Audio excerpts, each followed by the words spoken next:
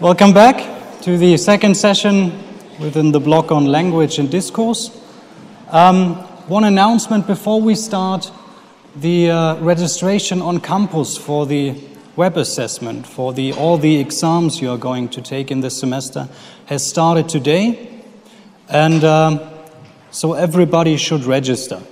Okay, so you will find in the Prüfungen you can register for this lecture. Hopefully, there might be a few cases, certain curricula, like I think Künstlerisches Lehramt, or if you're a student of international economy, you will not be able to register, and then this is not a problem, then you will get a shine afterwards, okay? But normally you should be able to register on campus for the web assessment. So this doesn't have to do with whether you can do it or not, it's just an organizational matter, depending on whether you need a paper shine or whether you have it in your campus transcript afterwards, okay? Is there any question connected to this process or to this procedure?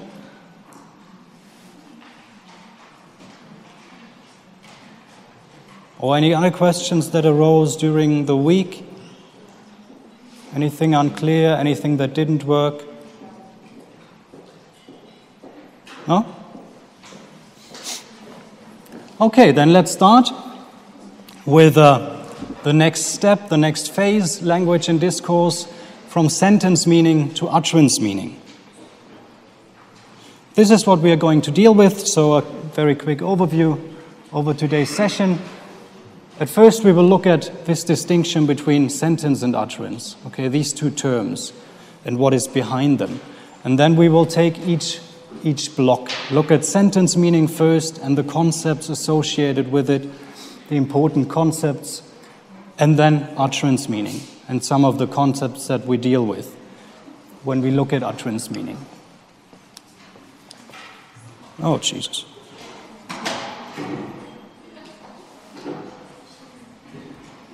Okay. I had this slide on last time as well.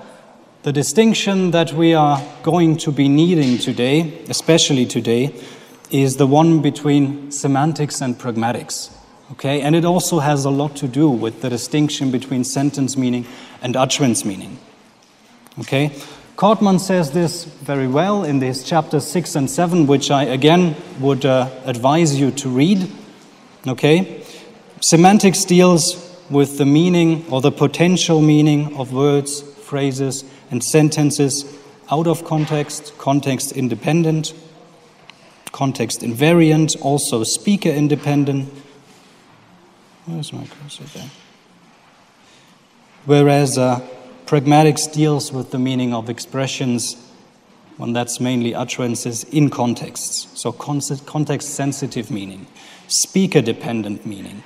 What a speaker means in a particular situation, on a particular occasion. And Robin Lakoff here, she is, unsurprisingly doing work in pragmatics. She says this is actually the interesting stuff about language. That's what pragmatics deals with, okay? Semantics is the much older subdiscipline. It basically started, one could say, with Aristotle, 350 before Christ, something like this. He came up with the most important concepts already, so logic and all these things. Philosophy. Okay, so this is something that originally came from philosophy. And pragmatics, on the other hand, is fairly young. Depending on who you ask, it's between 70 and 30 years old only. It has started as a kind of a wastebasket, okay, kind of a wastebasket for lots of phenomena that people who were working here or working in other subfields of linguistics couldn't really deal with. So the theories didn't cover them. They were thrown into the wastebasket, not looked at anymore. And then this wastebasket started to pile up, and it became eventually an additional subdiscipline of linguistic, pragmatics.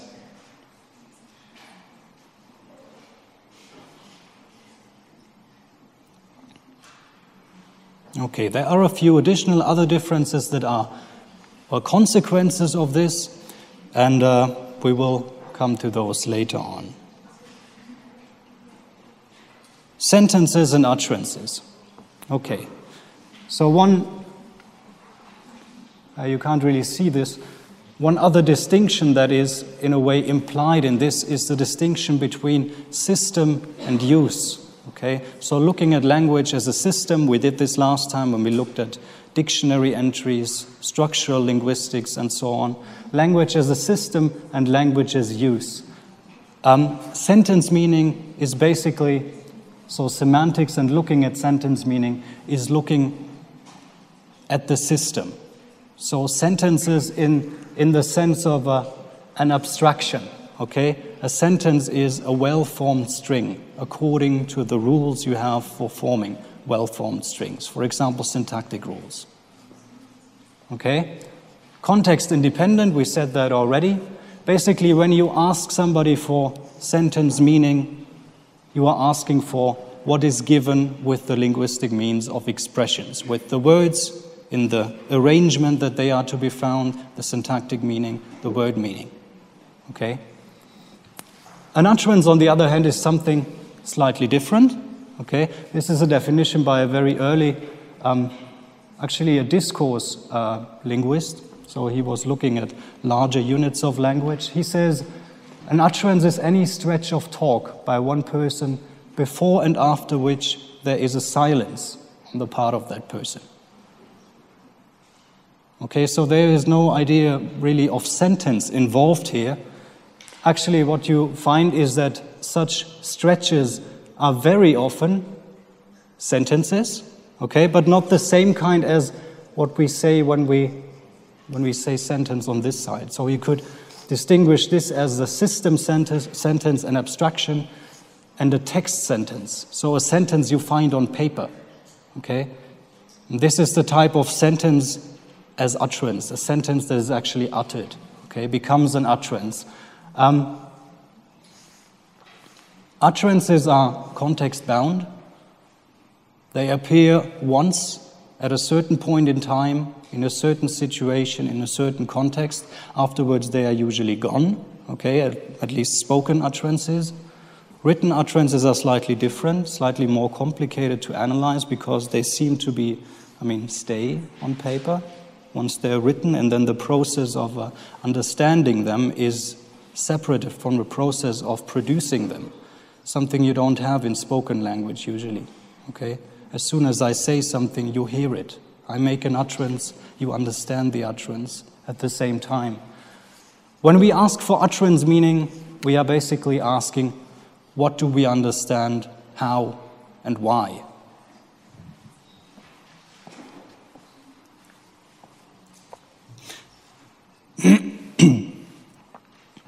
Context is a very important notion. Let's dwell on this for a second. So context basically has two main parts, two main components. And you can also separate this by using separate terms. One of them is cotext, or you could call this cotext. Okay? Cotext is the text that occurs around a piece of, or an utterance.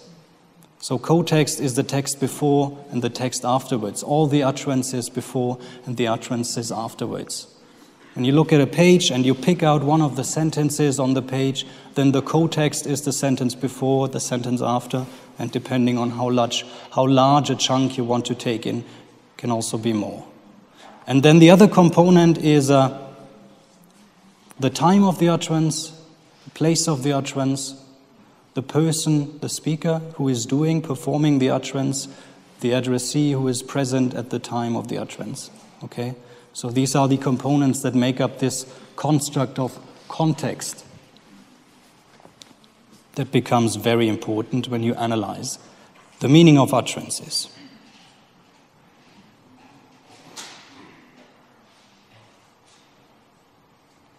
Okay, now let's look at sentence meaning first. When we say sentence meaning, what we mean is basically this here, propositional meaning. So this is in a way synonymous, propositional meaning. Propositional meaning is different from word meaning, what we looked at last time, in a sense that the meaning of a complex expression, like a sentence, depends on and can be reconstructed from the meanings of its parts, so the words. That's the reason why when you see a new sentence, okay, which you've never seen before, you can usually understand this new sentence. This is different from when you hear a new word, okay? So the principle that lies behind this is compositionality.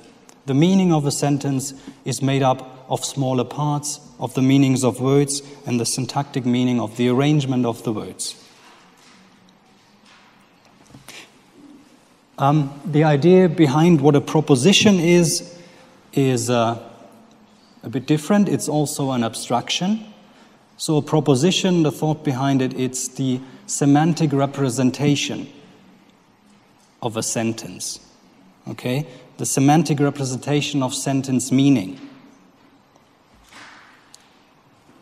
This is a way of representing the proposition in these small, simple sentences. Okay, Max eats. We talk about predication and arguments. Okay, so the predication here, the predicate, is eat. Okay, and it has one argument, Max, the one which is doing the eating in this case.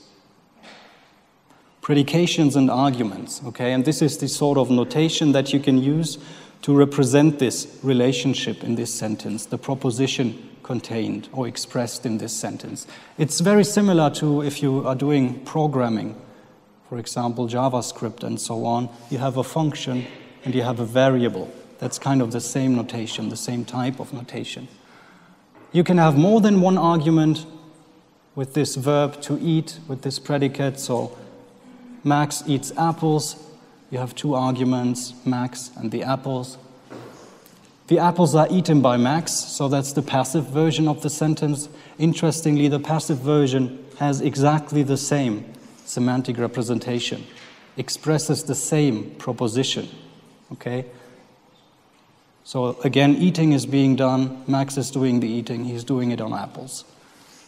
Another one, the apples are fresh, so it is predicated of the apples that they are fresh. This is a different proposition.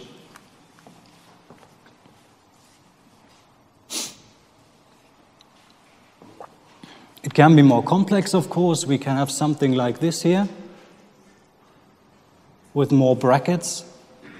Could somebody try to tell me what sentence we could have that has this more complex nested proposition? It's not very difficult. What would you propose? Exactly. Max eats fresh apples. So there's two propositions in there. Max eats apples and the apples are fresh. Max eats fresh apples. So this is this nested notation here.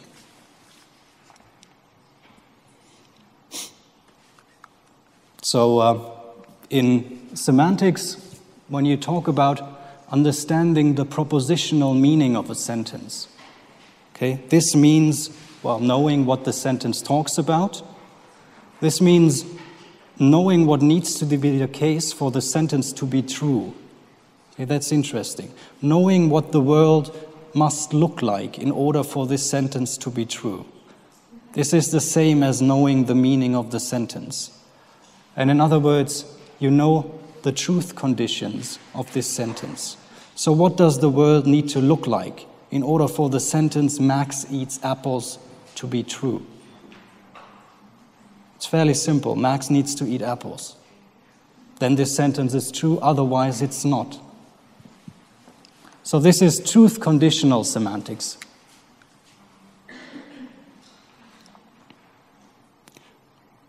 A few words about propositions. We said they are semantic representations of sentence meaning. They can be true or false. Okay? Propositions can be true or false, depending on what the word looks like. propositions can be entertained by us, by humans, independent of whether they are true or false. That's interesting. So I can think propositions that are not true. I can think that Max doesn't eat apples, while Max might be eating apples. Propositions do not belong to any particular language. That's also an interesting point. So what I have noted down here by using English words in this notation is not actually, well, specific to English. Propositions are not language specific. Actually, that's why we can translate, okay? Because I can take this English sentence, extract its propositional meaning, and then express the same propositional meaning in a different language, for example, in Spanish or Chinese. So proposition is an abstraction.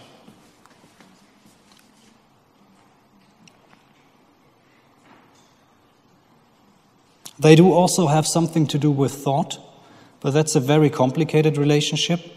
Okay, so there might be thoughts which are not propositional, but lots of thoughts have propositional form, so the form that we try to represent here with this notation. Sentences, different sentences can have the same proposition. We saw that already with the passive version of this sentence. Okay. Let's try this.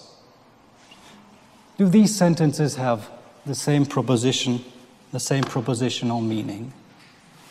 Mary gave John a book, and John was given a book by Mary.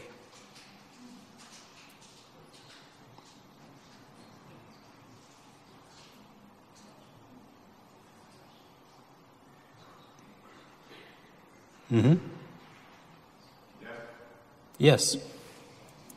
Exactly.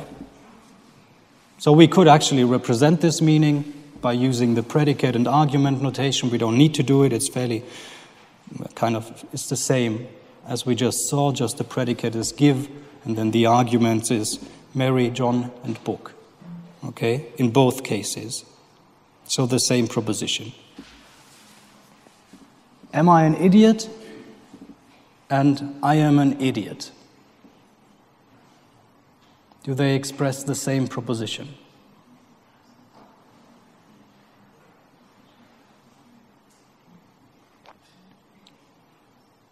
What do you think?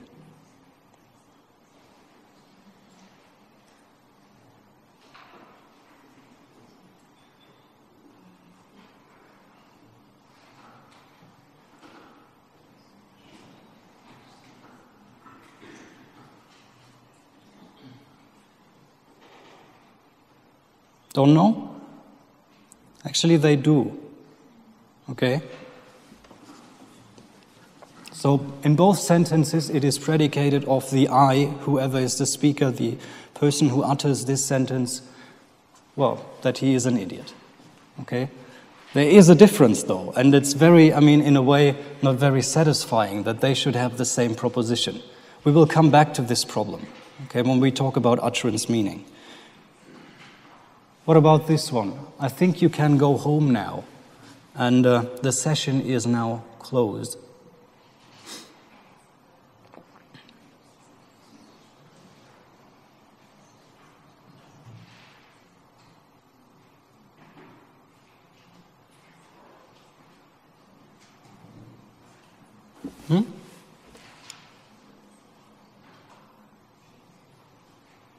I think no. You think no? That's right. No. They don't have the same proposition. So even though I could use them in the same situation, okay, I could use both sentences to do the same thing, but they don't have the same proposition. We'll come back to these cases too. And then the last one, leave me alone, will you? And you will leave me alone.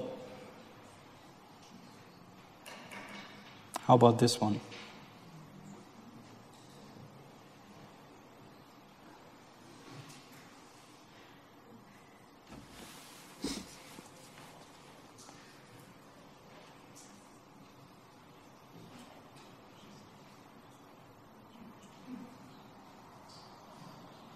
Any idea?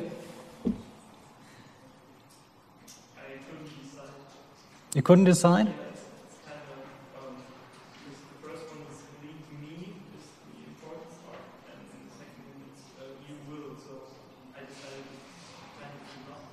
to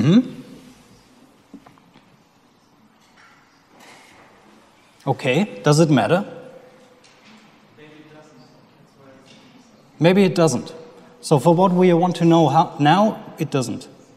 They have the same proposition, okay? The same propositional meaning.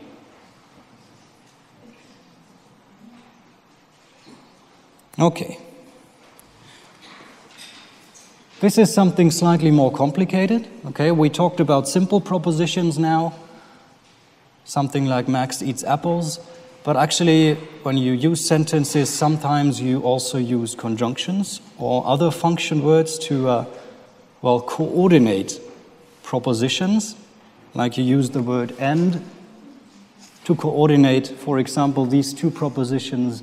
Ben comes to the party and Jen is upset. Okay? In logical semantics, so a branch of semantics, these propositions are usually represented by a letter, a variable, and then you can have something like this, okay? Truth tables. This is a tool in logic or in logical semantics, also in other fields. Very valuable tool to check what happens when you have the coordinated proposition P and Q. What happens when, under which conditions this proposition, this coordinated proposition, is true and not. So in this case, P and Q, Ben comes to the party and Jen is upset. When Ben comes to the party and Jen is upset, this expression is true, this here. Okay? If Ben comes to the party and Jen is not upset, this expression is not true. Okay? P and Q must both be true in order for the coordinated expression, the conjunction, to be true. This is slightly more complicated in the case of the, what is called disjunction or, and you have an inclusive and an exclusive version, or implication, when, okay? And one relationship which is called equivalence. This is slightly, I always get a mental cramp when I think too long about this. That's why I just want you to show this, and I want to tell you that this is very similar to what you will be doing when you take a pro seminar in structure and meaning. So working with truth tables, a very formal way of looking at sentence meaning, at meaning. So closely related to pragmatics and formal logic.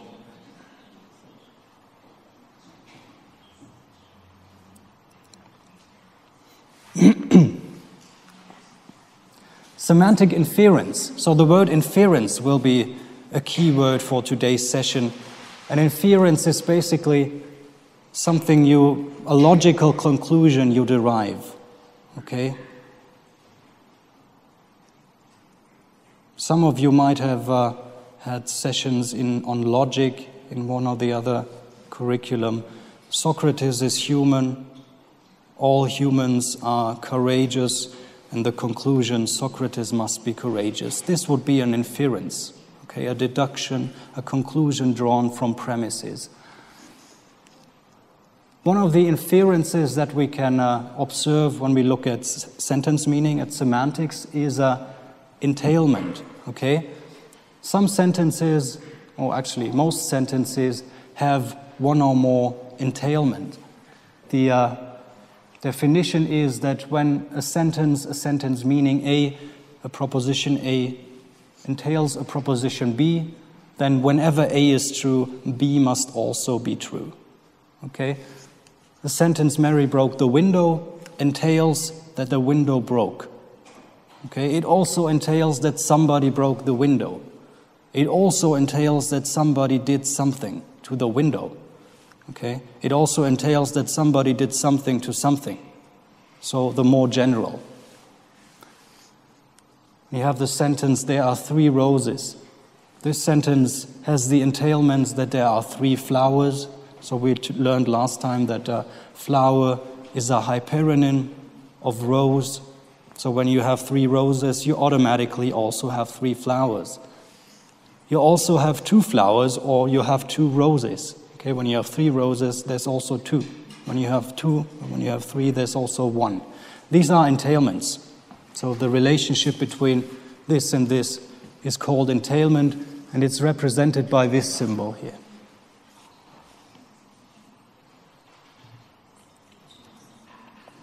So in this case, this inference can be drawn from, well, your logic, the logical reasoning abilities you have, and linguistic knowledge, okay?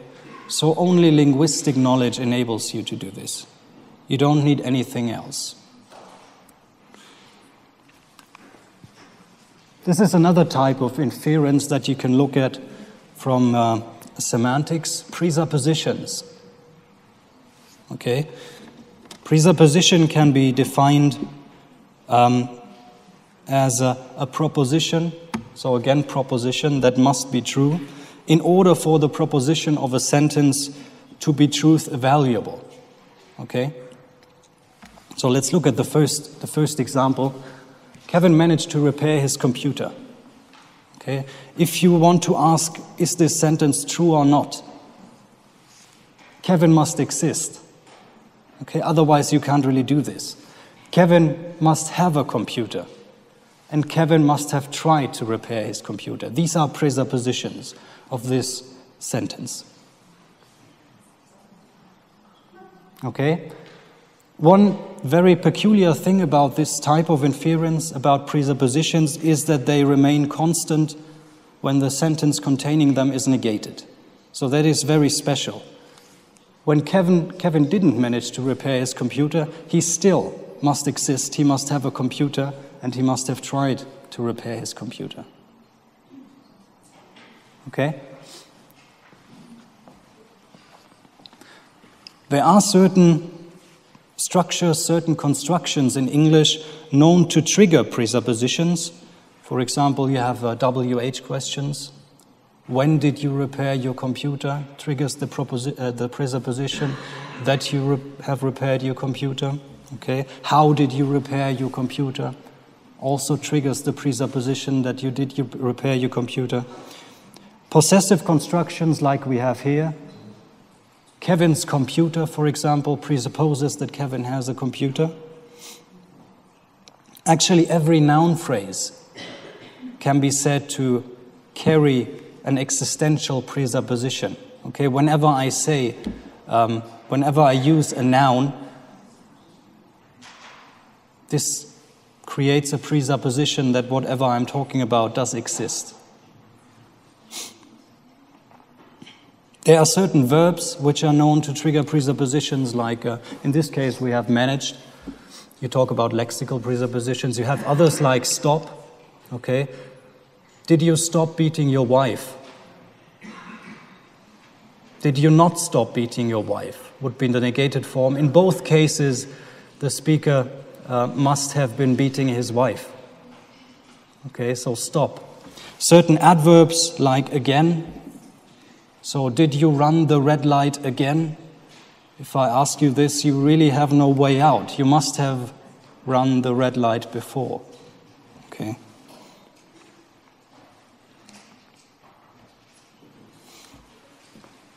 This becomes relevant in certain communicative contexts, one of them being in court. And this afternoon, I found this interesting example from a transcript of an actual, case in court, okay, where the case The People versus Charles Winters. So Mr. Winters is accused of having assaulted his wife, Mrs. Winters. And now Mrs. Winters, the victim of the assault, alleged victim, is being questioned by the defense lawyer, so her husband's defense lawyer, about her interactions with a man named Thaddeus Walker. And now what the lawyer is trying to do, he tries to insinuate that Mrs. Winter may have had a relationship with this Thaddeus Walker, okay, to question her credibility in a way. And that's how he does it. Now, how well did you know Mr. Thaddeus Walker? Okay, how well did you know? Basically, this presupposes that she did know Mr. Thaddeus Walker, and she answers, well, I didn't know him so well. And then the lawyer asks, well, you know him well enough to live with him, didn't you? And now he presupposes that she lived with him, okay, by the way he says it.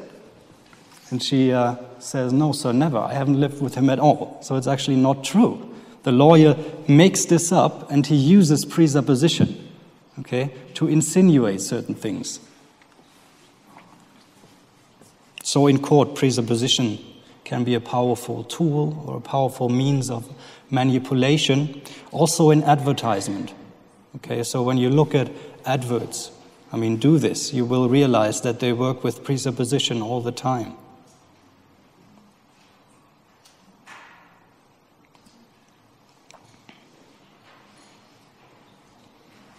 A different concept from semantics, semantic roles. Okay, they concern the relationship between the meaning of the verb in a sentence and the nouns in a sentence, basically. So in this case here, you have the boy kicked the ball. Okay, kicking is being done. We could represent this with the notation we have seen. And now the boy is the one who does the kicking. Okay, so he's the agent. This is his role, the entity that performs the action. The ball is the entity that is involved in or affected by the action, so the receiver of the action. It's the theme. The ball is the theme. The boy is the agent. In the next one, the wind blew the ball away, so the wind is the agent. Okay, and again, the ball is the theme. You might note that if I put the first sentence or the second one into the passive, the ball was kicked by the boy. Okay? You have subject and object change places. But what does not change places is the semantic roles. Okay? The agent remains the boy. And the theme remains the ball. The dog caught the ball with its teeth. Okay? There's another noun involved here, the teeth. This is the entity that is used in performing an action. That is the role of the teeth here. You have other participant roles. Mary saw a mouse on the wall. Okay, Mary is not really involved or performing an action. She is called the experiencer. Okay, an entity that has a feeling, perception, or a state of mind. I think that should read.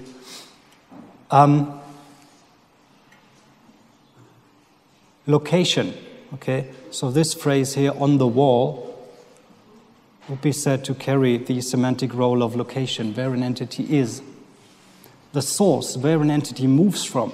She took the book off the shelf and handed it back to George. Off the shelf. This is the source, okay? The goal is this here, George. So these are semantic roles. A way of describing the semantic relationships within a sentence.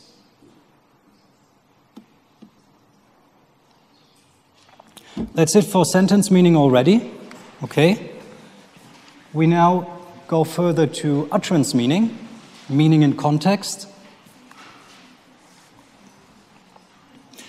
And the first of the concepts that we are going to look at is deixis. Okay, deixis means pointing via language. So there are expressions basically in every language that can be used, accompanied by gestures, for example, to achieve reference in context. So the interpretation of these expressions, what they contribute to propositional meaning, depends on the context, heavily on the context. So what these expressions refer to must be inferred by the addressee, by the listener or reader. So, for example, you have person deixis.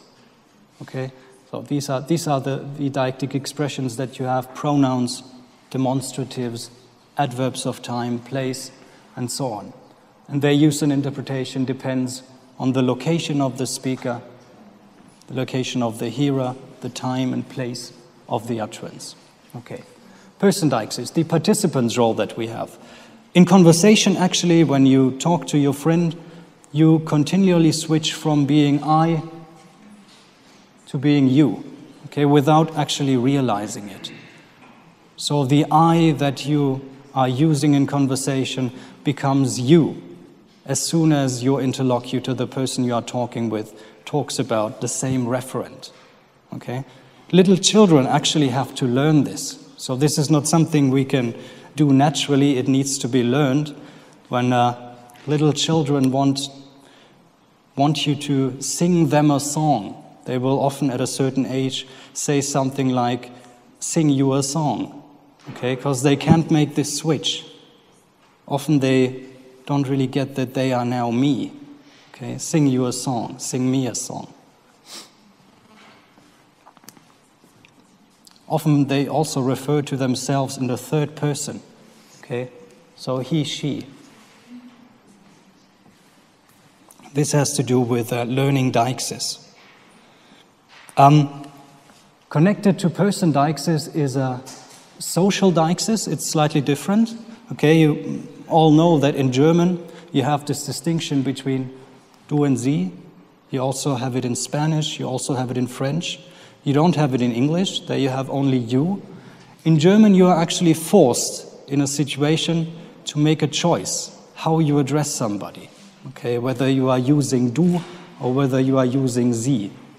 This is very distressing for learners of German as a foreign language. So I've had students in Canada who were very much afraid needing to make this distinction without really knowing when it applies, okay? What these situations are in which you can say du and in which you can say sie.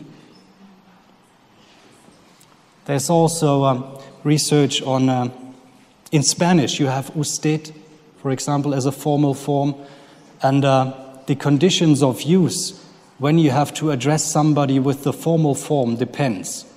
So there's a social difference. When somebody is higher up in the social order, so for example earns more money than you, you are likely to address him as usted. But then also age, okay, older people. You are more likely to address older people by using the formal form.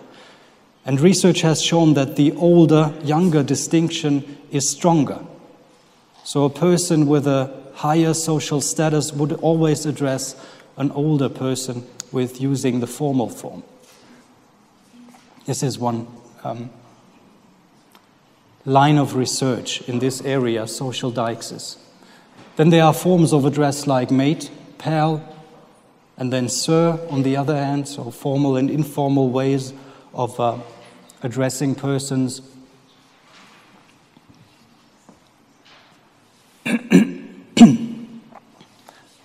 In most of the categories of deixis, you actually have two types of deictic expressions, proximal and distal forms. Okay, the proximal are those which emphasize closeness. The distal forms are those which emphasize distance. Okay, so the I would be proximal in person deixis.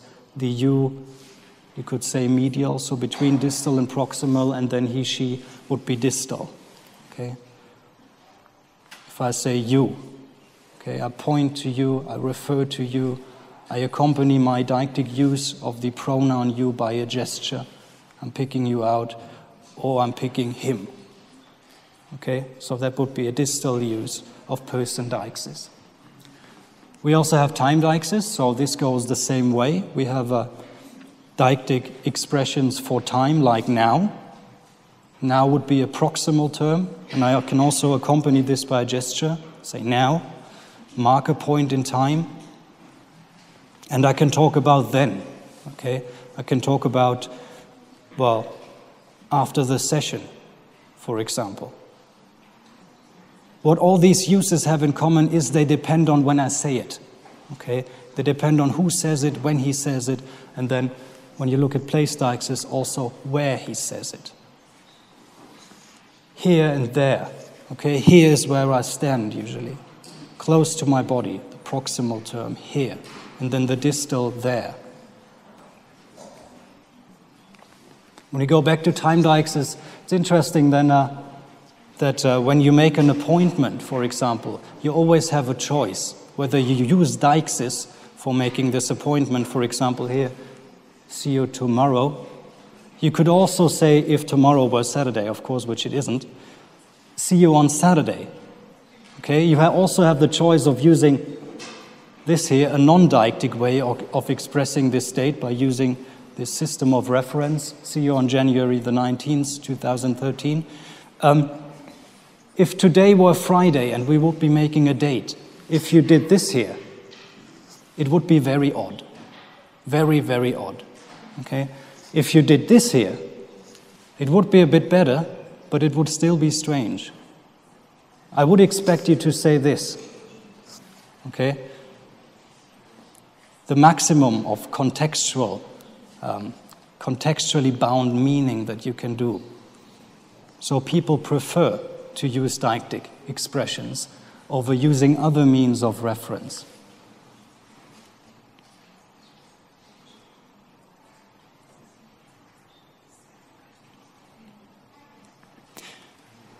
Deictic center.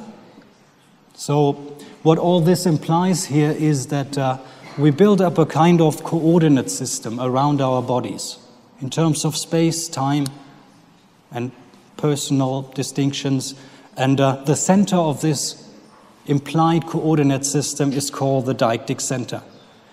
It's most usually, in the most cases, it's I, here and now. Okay? So the time of speaking, the origin, source, place of the speaker at the time of speaking.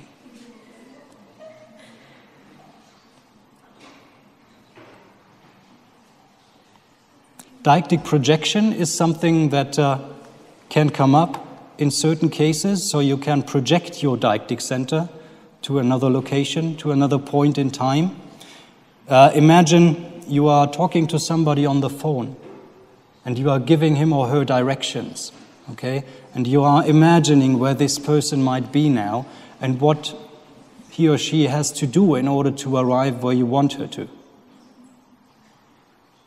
Okay, then you would project your deictic center and you would say something like, and now turn left. But it wouldn't be left from where you are now, it would be left from where he or she is at that point in time. Okay, this is called deictic projection. Also, when you have the verbs come and go, okay, come and go carry a deictic element. It's come implies movement towards the deictic center, and go implies movement away from the deictic center.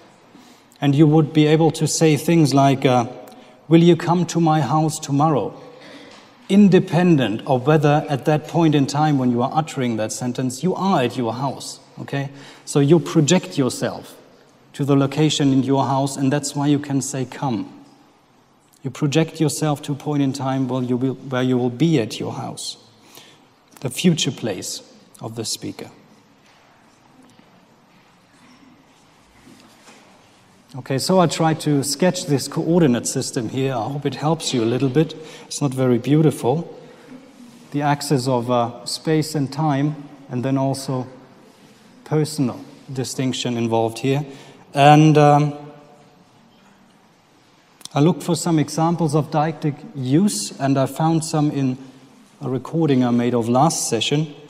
Okay, I said, for example, this here. This is the main course book for these 3 sessions, for this block of the lecture. So this is when I showed you the Kortmann book, okay? This is the main course book for these 3 sessions. Now, of course, it's out of context, and that's where you realize that you don't know. You have no idea out of context what this is, except if I give you the context, okay? When I said this, I was lifting up the Kortmann book. Time deixis. This week we will basically mainly deal with the first one. Again, you have no idea, out of context, what I'm talking about. This week is not this week, it's last week. Okay, so the time of utterance was last week. Next week then we will, basically halfway through the next session, move on to pragmatics. Okay, so this was true last week. It's not true anymore this week, okay, because it's a different context. So that's what Deixis is about, contextual meaning of expressions. Yeah, well. Okay. When we talked about sentence meaning, there was one very important underlying assumption. And this assumption is that communication is essentially about exchanging statements about the world. Okay? Statements which can be truth evaluated depending on whether the world is like this or not. But this is the assumption. The problem is that actually everyday communication is more than just an exchange of statements. Okay, exchange of statements which are assessed in terms of truth or falsity.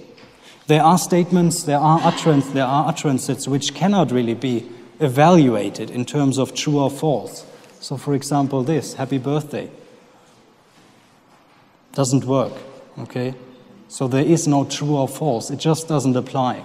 Merry Christmas doesn't apply. So there's no real proposition we can find in there. I hereby declare the meeting closed. Very difficult.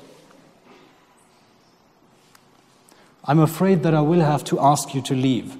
Now, this is something that we can evaluate for truth or falsity. It's a statement. The problem is that by looking at the proposition, this doesn't really help us to understand what is meant here. I'm afraid that I will have to ask you to leave. Okay? So the person states that he or she is afraid to have to ask somebody to leave. This doesn't really help when you want to understand the meaning of this utterance, of this sentence as an utterance.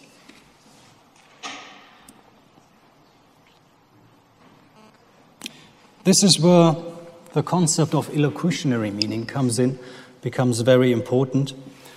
The person who, in a way, invented illocutionary meaning, invented what came to be known as speech-act theory, is John Longshaw Austin, a philosopher from the philosophy of ordinary language. Okay, in 1957, he held a very, very influential lecture series, the William James Lectures. And what he observed is that there are utterances which are neither true nor false. Okay? But instead they can go wrong or be successful in various ways. But they cannot be said to describe any state of affairs. Instead, the uttering of these, special types of utterances means accomplishing an act. Okay? These are examples. I name this ship the Queen Elizabeth. If you say this in the right context, at the right time, and you are the right person, then this is the christening of a ship. Okay? Naming of a ship. When smashing a bottle against the stem of the ship.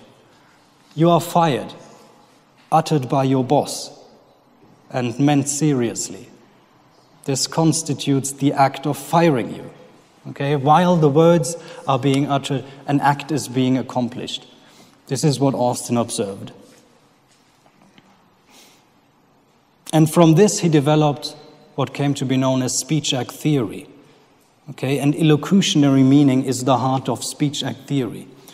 So Austin hypothesized that actually all possible utterances are, actions.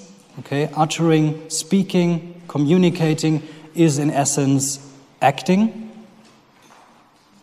And every utterance consists or is made up of 3 dimensions. He called this the dimensions of a speech act. 3 dimensions of a speech act. The first dimension that he talked about, the locutionary act, is basically the same as what we talked about and called propositional meaning. Okay? uttering a meaningful linguistic expression. So like this, A says to B, I will be back in an hour. That's a meaningful linguistic expression. But then it becomes interesting. Illocutionary force, okay? This is an intended communicative function, like asking, requesting, ordering.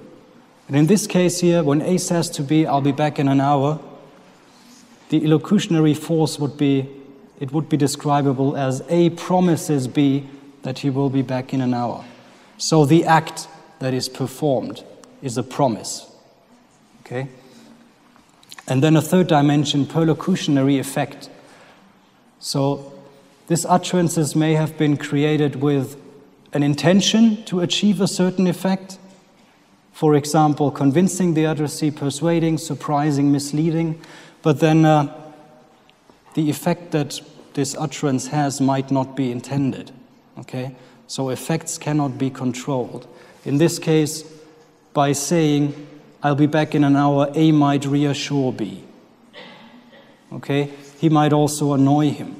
We don't know. This depends on B in a way. It depends on the situation. So by saying A, he does B. By doing B, he causes C to happen. Locutionary act, illocutionary force, and perlocutionary effect. That's the three dimensions of speech acts. And Austin says basically they apply to all utterances. Okay, so all utterances have all these three dimensions. Austin, and then later his colleague Searle, also a philosopher, distinguished several types of illocutionary forces, grouped them together. One type is representative. Okay, this is basically when we talked about propositions, making a statement. When you look at this as a kind of action, then it becomes a representative speech act. So I am here now giving a lecture. This is a statement I make, and by uttering this statement, I perform a representative speech act. A speech act with the illocutionary force of a representative. A different type of illocutionary force would be a directive. So attempts by the speaker to get the addressee to do something, like requesting, ordering, or proposing something. So could you hand me that glass of water? I would be making a request, performing a directive speech act by uttering this sentence. Commissives commit the speaker to some future course of action, like making a promise, warning somebody, threatening somebody. These are commissive speech acts.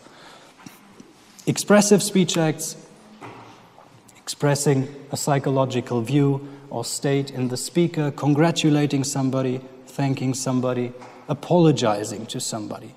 Okay, these are expressive speech acts.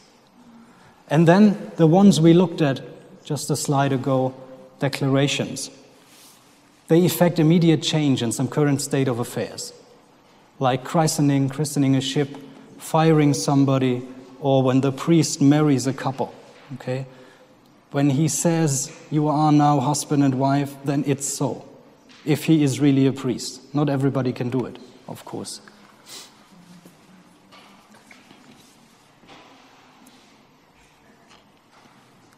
One complication with this is speech acts don't have to be direct. Okay?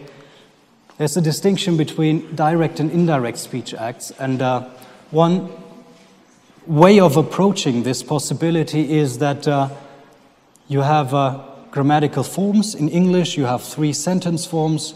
You have declarative sentences, you have interrogative sentences, and you have imperative sentences. And these are associated with certain illocutionary forces. So that's a hypothesis. Okay? Declarative sentences are conventionally associated with statements.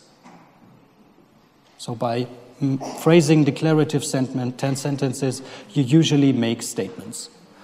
By phrasing an interrogative sentence, you usually ask questions. And by phrasing imperative sentences, you usually give orders or request something. Okay?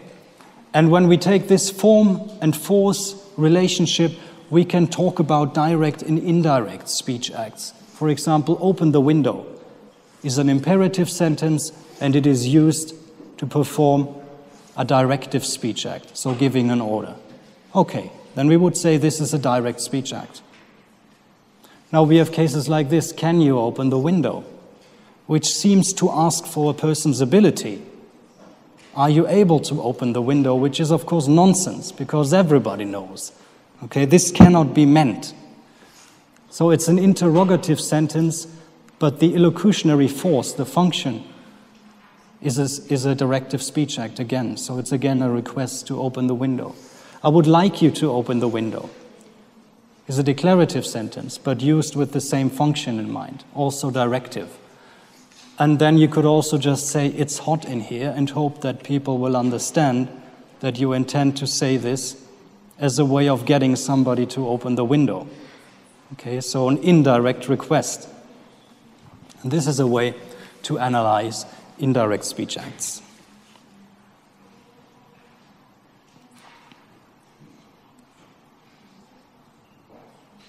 I also found some examples of direct and indirect speech acts in last session's recording. Have a thorough look at these two chapters. Have a thorough look at these two chapters. Have a thorough look at these two chapters. Okay, this is obviously a direct request. It's using an imperative sentence form to make a request that you look at these two chapters in the Kottmann book. In a different situation, I made the same request, but less direct. It would be a very good idea to have a very thorough look at both chapters in the Kottmann book. It looks like this. It would be a very good idea. Okay, so I'm not talking about good ideas or bad ideas or anything. I'm making a request in an indirect way by using a declarative sentence. There were also some expressive speech acts at the beginning of the lesson, of the session. So, okay. Hello, everybody. Welcome back to the lecture. Hope you had a good time over Christmas. So these are already 3 speech acts. Okay?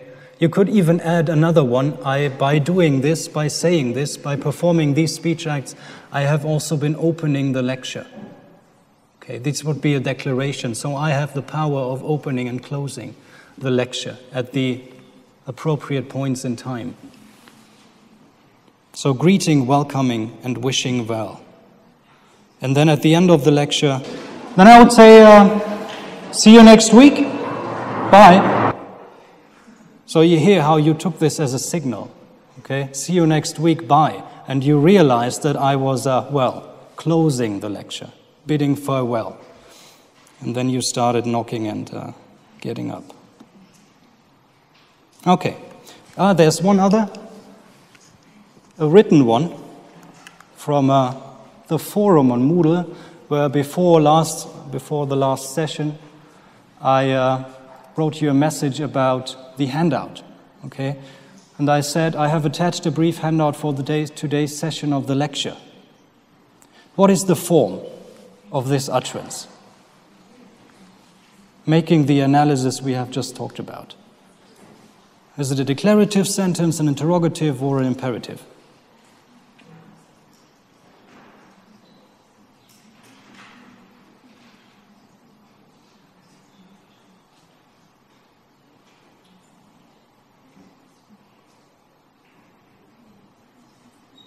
So, it's a declarative. Okay. It's a declarative sentence, and what is the illocutionary force? How would you describe this? How did you understand it?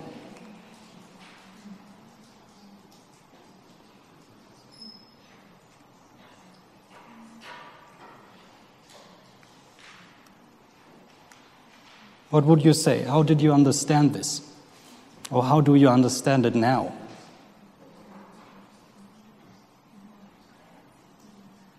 It's also a request to bring it up and bring it to the session. In a way, it could be. Okay? So I would say you have some leeway in interpreting this. You could take it just as an offer. And that's basically the way I intended it. But you could also understand it as a request to do this. Okay? Although it doesn't say so. So it says neither of those. You have to interpret this. You have to infer. Get at the illocutionary meaning by inferring. So offer or request. Indirectness, of course, can be complicated. It can lead to miscommunication, especially when there is more than one way of understanding the illocutionary meaning, the illocutionary force of an utterance. And I found this on the internet. I think it's everywhere. You must have seen this before on Facebook or somewhere, the Anglo-EU translation guide. So it's a bit of a stereotype thing. But the idea behind it is that British people communicate indirectly more often than others. Okay? And you have this here, what the British say on the one hand, and then what the British mean on the other, and what others understand. Okay? So I hear what you say, intended as expression of disagreement. I disagree and do not want to discuss it further. And what others understand is he accepts my point of view. And of course you can tell that this will create a problem. Okay? It's a misunderstanding of the illocutionary force of this utterance. So if somebody says, I hear what you say in order to express disagreement with you, but you don't understand it. You understand it as an expression of agreement, and this creates problems. That is a very brave proposal. So from the propositional meaning, we would say, okay, it's quite positive. But it might mean something like this. You are insane. Okay, of course, understatement comes in here. He thinks I have courage. Maybe not. Maybe not. So you need some familiarity with somebody in order to gauge whether he will communicate things more indirectly or not. And it's not just really the British and the Germans or the British and others. It's also some people tend to use indirectness more and in other ways than others. One reason, of course, for using indirectness is politeness. Okay, politeness is a topic of its own in Pragmatics. But it's also a topic with some complexity, so we won't go into this today. Just quickly coming back to propositional meaning as compared to illocutionary meaning, we can now say that these three sentences have the same propositional meaning, but they do have different illocutionary meanings. Okay, so a difference in illocutionary meaning.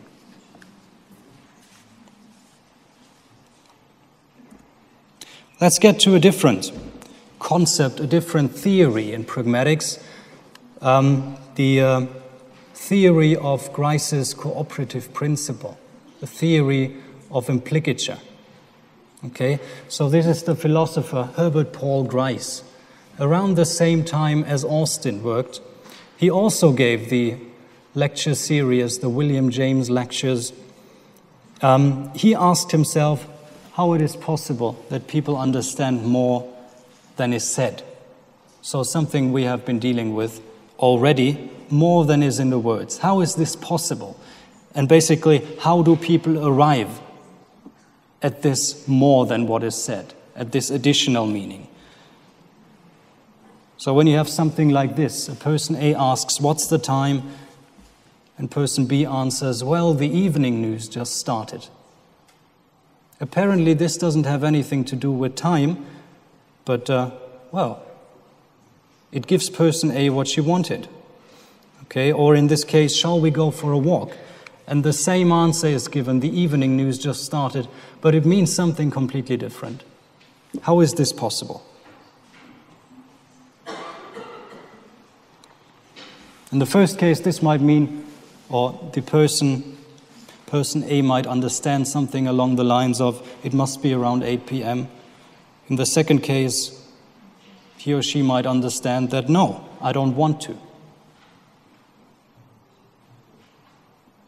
And the idea that Grice had was this is possible because of certain principles, okay, principles in communication. So he hypothesized that there is what he called a cooperative principle. And this means that people in a conversation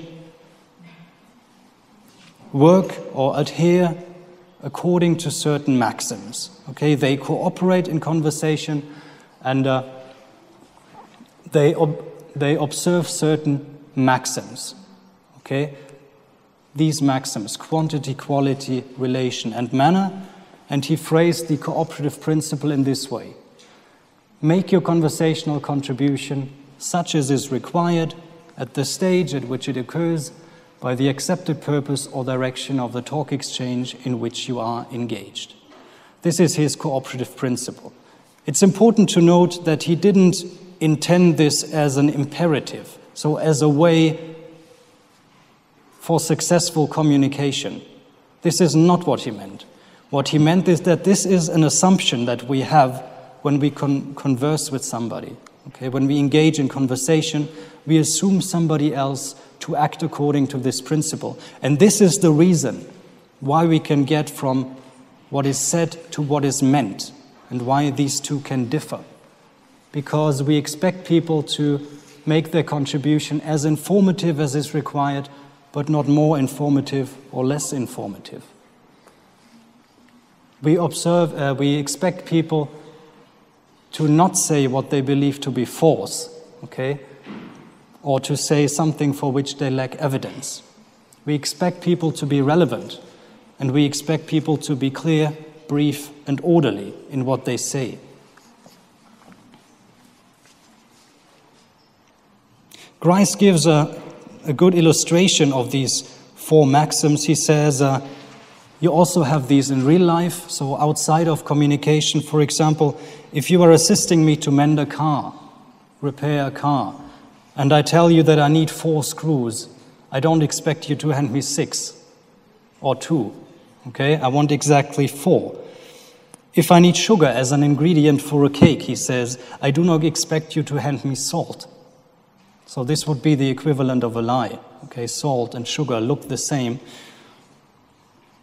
If I'm mixing ingredients for a cake, I do not expect it to be handed a good book or even an oven cloth, so something irrelevant at the wrong stage, okay? If I need sugar for my cake, I do not expect you to first dance around the kitchen with it or hand it to me upside down, so manner, okay? That's how he illustrates this. In communication, we actually find evidence that speakers are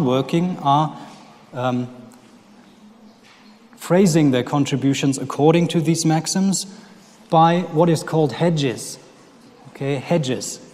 So softeners, signals that speakers can use to signal that they might not be adhering, they might not be able to adhere to one of the maxims. As you probably know, okay, indicates that the speaker is unsure whether he is giving too much information, because you might know what he says already. To cut a long story short, same thing. As far as I know, so I may not have the perfect evidence. I may be mistaken, but, okay. Maxim of relation, I'm not sure if this is important. And manner, I don't know if this makes sense. This may sound convoluted, but that's the way I remember it, and so on. So these hedges are evidence that there is something like this. Okay, speakers act according to these maxims. And then that's the way this is connected to additional meaning. The idea is that speakers will sometimes flout those maxims. Okay? So they will appear to have not observed one of them. Flouting in German means pfeifen auf. It's a bit misleading. The idea is that when somebody does that, so for example in this case, did you bring the bread and the cheese? And the answer is, I brought the bread. Silence. Okay?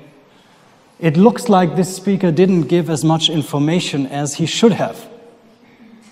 But then we expect him to be still cooperative, and that's why we understand, aha, he didn't bring the cheese. Okay?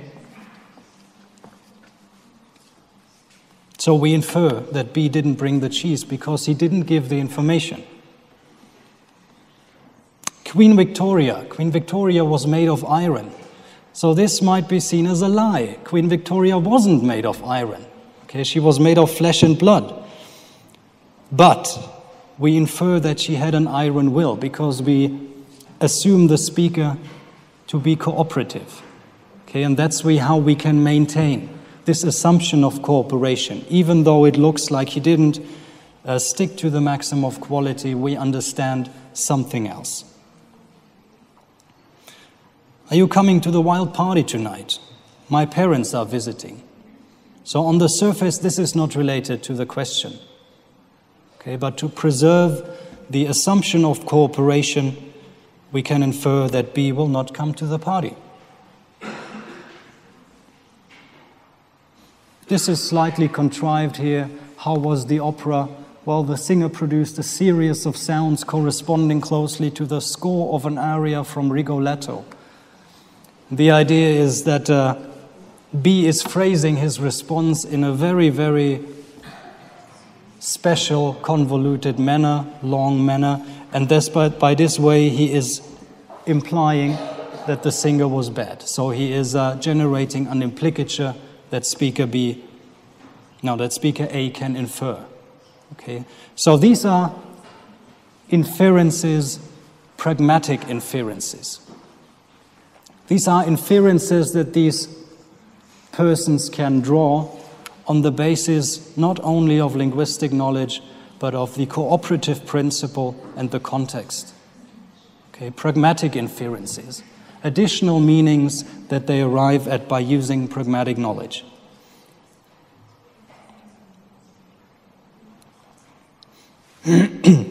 So Grice's approach gives the first account of how this might be seen, how speakers come from what is said, what is given with the words, to what is meant. Okay, he called this what is said and what is meant. So semantic meaning and pragmatic meaning, speaker meaning.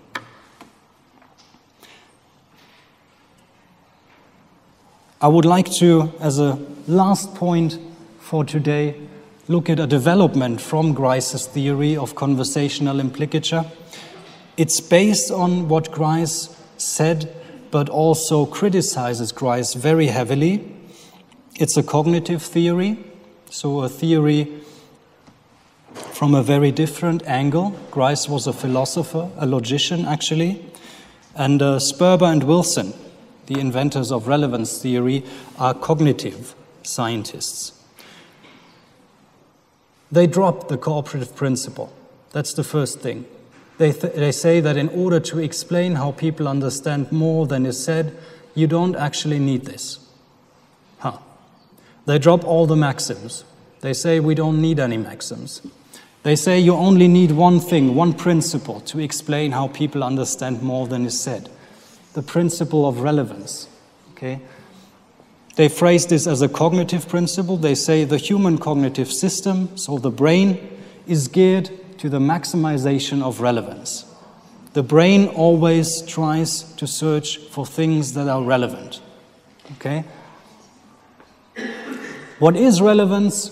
For them, relevance is a function of two factors, cognitive effect and cognitive effort. And the idea is something is more relevant or something is very relevant if it leads to lots of cognitive effects with very little processing effort. Okay, so it's an economic principle. They are inversely correlated, these two. What is a contextual effect or a cognitive effect? For example, a conclusion. Okay, an inference is a contextual effect. So if an assumption you might have is contradicted by a piece of contextual knowledge, then this is a contextual effect. It's a conclusion. This is what they say. And when you take this and apply it to communication, they say it becomes this principle of the communicative principle of relevance. Utterances always create an expectation of their own optimal relevance. So as soon as somebody says something to you, engages in communication, this raises an expectation that whatever he or she says will be optimally relevant. Okay, so that you will be able to arrive a large number of contextual effects with very little processing effort. That is what they say. And that is how they try to explain the whole idea of additional pragmatic meaning.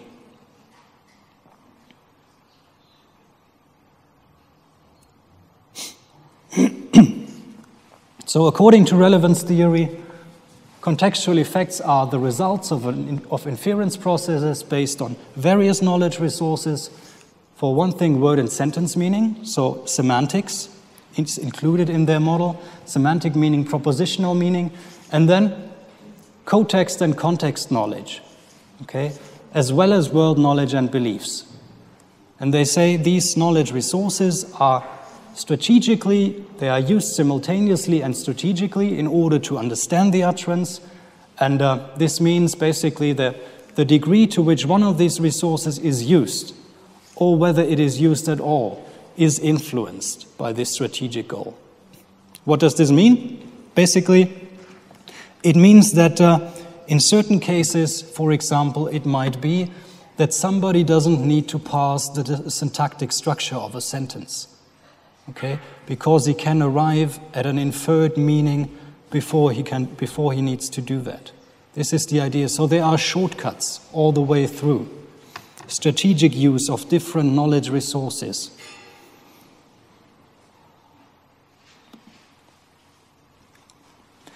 Their most valuable contribution to pragmatics may be this one. Explicature. So Grice talked about what is said and what is meant. Okay, what is said, the propositional meaning for Grice was something that is given with the sentence, and then what is meant, something else, could be derived in Grice's theory by using the cooperative principle and his mechanism of deriving implicature.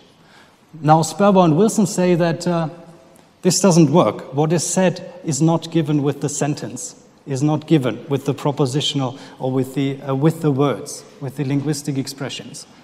They say that context does not only influence what is meant, so implicated meaning, but is already necessary for understanding the propositional meaning of an utterance. So for them, understanding propositional meaning involves fleshing out a propositional skeleton. Okay, so they say the linguistic expressions that you get when you hear or read a sentence are just a skeleton. And you need to put flesh on the skeleton in order to arrive at a propositional meaning. These are examples they give for how this works. So John and Bill passed the port in the evening. There might be ambiguous lexical items. We talked about this last session. So words are usually polysemous. They have more than one meaning. And port is one of them. So in order to arrive at a propositional meaning of this sentence, you need to disambiguate port. Okay? You need to discard one of the meanings, or discard all others, basically, except for one. So port might be a harbor where ships anchor, or port might be a type of wine. Okay? You have to decide on one of them. And usually your brain does this for you in a context. You don't need to do anything really, because your mind does it. Okay? Your mind disambiguates. The interesting thing is, depending on what port is, the path also gets, narrowed down. Passing a bottle of wine is something totally different from passing a port, passing a harbor in a ship, for example. Disambiguation. Okay. If you work in a restaurant, you might have been using an expression like this to refer to one of your guests. The ham sandwich on table 4 wants another Coke. And here, the propositional meaning really doesn't help us in order to understand who the ham sandwich on table 4 is. Okay? It's a person. It's one of your guests. But of course you don't know your name. I mean, you don't know the names of your guests. You can refer to them by assigning them names based on what they have ordered. The ham sandwich on table 4. So reference resolution. What do these items refer to in the real world? Okay? Very often this is not straightforward.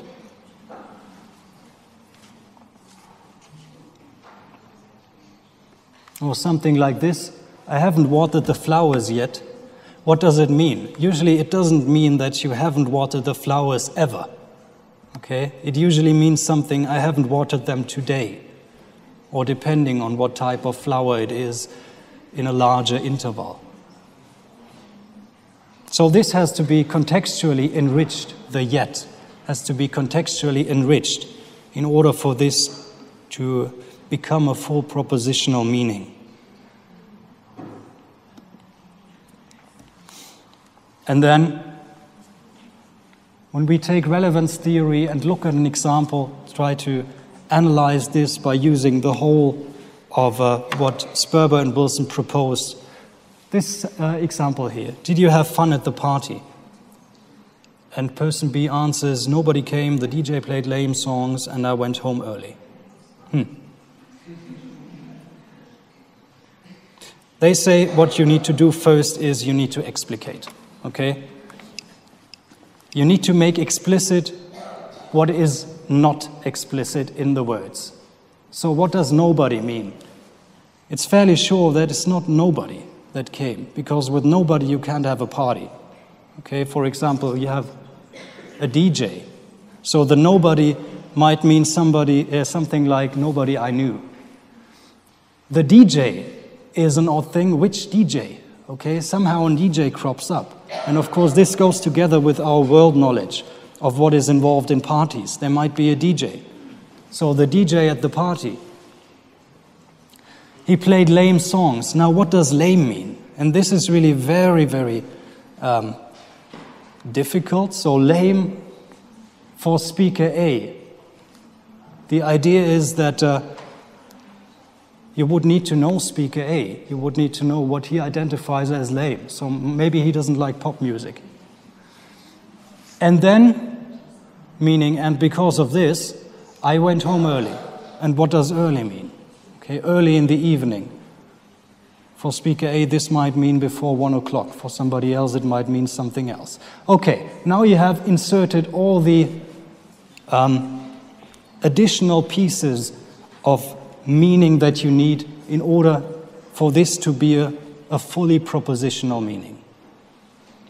And now you can talk about what it really means. So in terms of Grice, you have what is said, and now you can talk about implicatures that might be contained in this. Sperber-Wilson said this works this way. You need contextual assumptions in order to draw an inference. Okay? In this case, one assumption you might need as a premise is that if you are at a party and you don't know anybody, the music is bad, and you go home early, then the party's bad.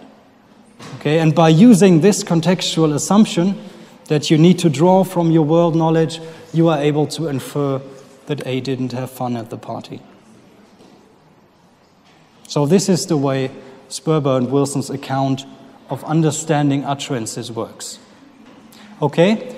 We will need this account again next time. We will put it to use to analyze larger chunks of language, not only sentences, but sentences in a text. And we will also look at other concepts that we need. There is one.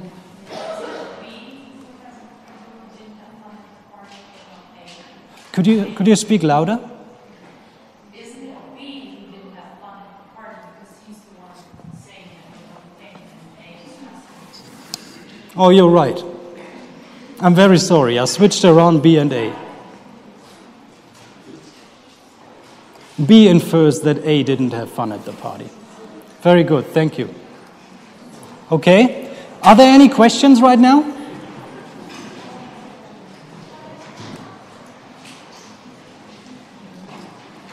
Any other questions?